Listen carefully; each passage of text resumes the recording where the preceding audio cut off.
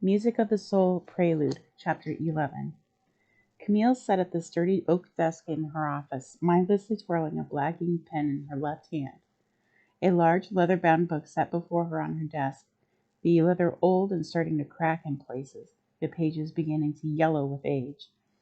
But she knew that the writing within that book was still clear as day, sometimes written in neat and precise hand, sometimes in an over-flowery hand, sometimes in little more than chicken scratch. This book contained a record of punishments doled out over the centuries to students who misbehaved, and each disciplinarian had added her own touches to the book in her own hand. Some had been far too lax with students, and others had been little more than iron-fisted dictators. Which was she? Too lax, too firm, authoritative, or authoritarian? She supposed the students would have varying ideas of which she was, but she cared little what they thought of her. All that mattered was that they learned the rules and obeyed them, and if they disobeyed, they learned very quickly that they didn't want to disobey again. The exception, of course, seemed to be Ileana and Krista. Ileana had always been a prankster of sorts, always questioning authority and pulling pranks on those she disagreed with. She questioned why she had put Krista with her. She should have put Krista with another student, one who obeyed the rules, but she supposed at the time she feared that Krista would be a bad example to that student. Well, there was no putting the honey back in the comb now. She would just have to deal with it. For now, she awaited the inevitable visit from either girl, though most likely it would be Krista. She had never heard of a student receiving so many punishments before, and she had looked. Well, the girl was an outsider. Best to test her limits now and push her away than to have her break after her training is done and do harm to everyone around her when she's discovered what the real world was like. She still could at this stage, purely out of ignorance, but at least at this stage, powerful though she was, she did not know enough to be able to fight back if they had to do something about her or risk the lives of everyone there. Camille stood from her tall-backed chair, made of dark wood and completely lacking any cushion. She could have one if she wished, and she sometimes did wish it, but thought it would be too much comfort for someone who was supposed to practice simplicity in life, and stretched her arms above her head. The soft gray sleeves of her robe slipped down her thin arms that only now began to show wrinkles and dark spots, causing her arms to break out into gooseflesh as the cooler air of the morning hit them. She stretched until she felt a very satisfying tug in her arms and shoulders, then bent forward with her legs straight and arched her back until she felt the same satisfying tug throughout her back. She had sat too long in that hard wooden chair, and stretching felt good, as well as keeping her limber. As she leaned to her left, reaching her right arm above her head to stretch her right side, a knock came at the door. That would very likely be Krista or perhaps Ileana. Strangely, she seemed to see less of Ileana lately, probably because the girl was finally wising up and deciding against mischief that could get her punished. Or perhaps everyone was so busy keeping an eye on Krista that Ileana was getting away with more pranks. She really hoped it wasn't the latter. Either way, she sat back down in her high-backed chair and patted a few errant strands of her salt and pepper hair back into place. "Come," she commanded, loudly enough to be heard behind the heavy oak door on the other side of the room, which was paneled in thick wood wrapped in cloth and wool to absorb sound. Furnished with one long bench wrapped in worn leather that hardly saw any use before the girl had come to them, a simple stool, and a large oak cabinet with double doors that opened outward to reveal a mirror in the back of one and nails on the back of the other, holding her raincoat and a clean robe. One did not enter this room without knowing what it was meant for.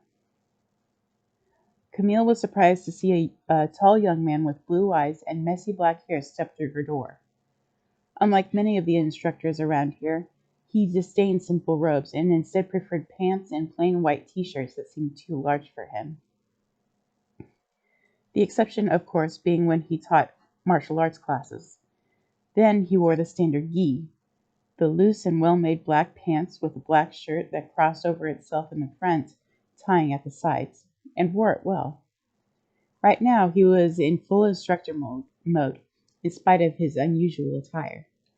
"Neil, come in," she said, hardly warm, but not coolly either.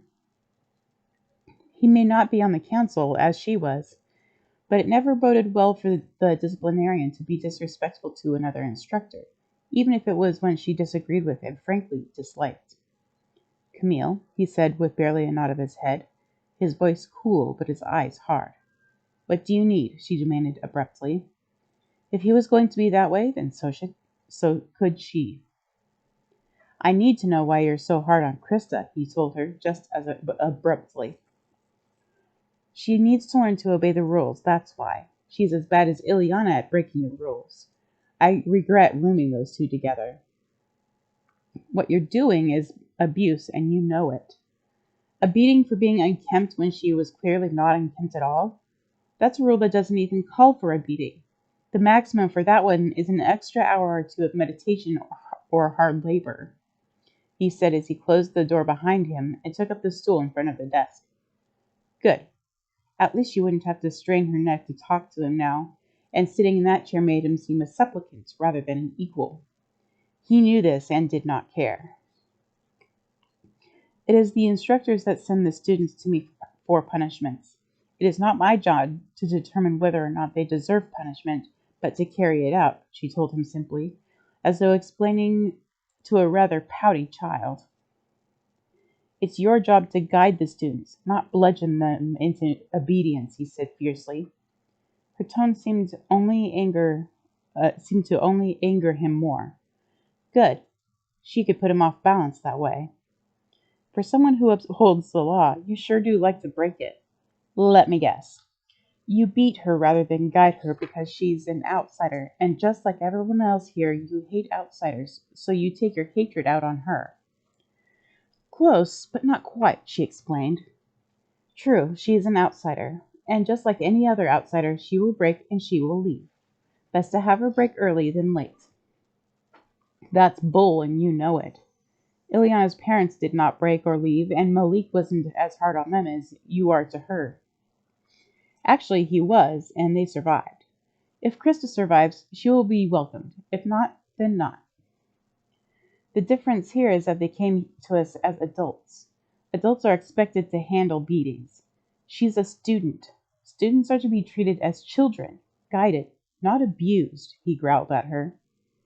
"She also came here against her will. It was you who kidnapped her and brought her here. The only reason why she stays is because you convinced Laufey to have her trained, whether or not she wants it," she said, giving him a sardonic smile. "Yes, and I already took my punishment for that," he told her without missing a beat. "Will you face yours for abuse? It doesn't matter that she's an outsider. She's a student, and no student is to be treated as you have been treating her." That gave Camille pause. She knew the punishment for abusing students. She had to. As a disciplinarian, she had to know all the rules and laws and the price of breaking them. And she was not so sure she would fare as well with the birching as Neil had. He had howled, but as soon as the beating stopped, so did his howling. Fasting and meditation was nothing new to her. She periodically fasted out of sheer principle, and meditated daily like everyone else. It was the possibility of birching that disturbed her. She needed to turn this back on Neil, throw him off balance, get the upper hand on him again. But how? He'd already been punished for his crimes, and could not be punished again. Neither did he break any more rules or laws. She had nothing on him, but he had everything on her. Malik might show her mercy. He hated outsiders as much as she or more, which was odd considering he had come to them at the age of 10, but she doubted Laufey would. Before she could think of a response that could send him reeling, another knock came at the door. "Cut!" she squeaked, and had to clear her throat. "Come!" Neil flashed her a vicious grin, one that told her he knew he had gotten the best of her, before the door could open enough to admit Krista, who stood inside the door, her hazel green eyes examining them both as though unsure if she should be interrupting them. As well she should. It was against the rules to interrupt two adults who were talking. Her long, nearly black hair was pulled back into a tidy ponytail tied with a brown ribbon, the only color allowed to students, and her brown robes were indeed impeccable, without stain or wrinkle. She seemed to work hard to look neat, though doing so did little for how her belly made the round, flat bulge through her robes, how her back side bulged and pulled up on the back of her robes a little so that the hem in front reached her ankles but the hem in back came just above her ankles, or how her more than ample hips bulged at the sides. Her obese appearance alone turned down the corner of Camille's mouth, though her manner appeared demure as she closed the door behind her. Her only saving grace was her lovely hair that she kept washed and well combed, her full mouth, and her hazel green eyes that looked more like jade than anything else. "Another punishment, child?" she said, more of a statement of fact than a question, as she opened the leather-bound book on her desk, taking her black pen in her left hand as she flipped through the pages to the most recent one with her right hand. When she glanced back up, Neil was still sitting before her on the stool. "Neil, you know better than to sit through a punishment. Punishments for students are to be private. Off with you." "We'll speak later," he told her firmly as he stood and left. Firmly, as if he had authority over her. If Krista had seen her frown in dismay or noticed anything amiss, she rightfully didn't show it. Well, at least she seemed to be finally learning how to treat elders with proper respect, because she didn't question anything she had just seen either. She knew better. "So, what is it this time?" she demanded of the girl as she gave herself a shake to come back to reality. "Malik sent me to tell you that I was late to class," she said, staring at her toes. "And were you?" Camille asked, though she knew the answer. Malik had likely sent her simply because he could, because he hated her, not because she was late. But the girl knew better than to disagree with her instructors, even if she thought they were wrong.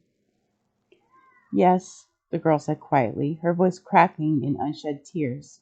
She knew what was coming.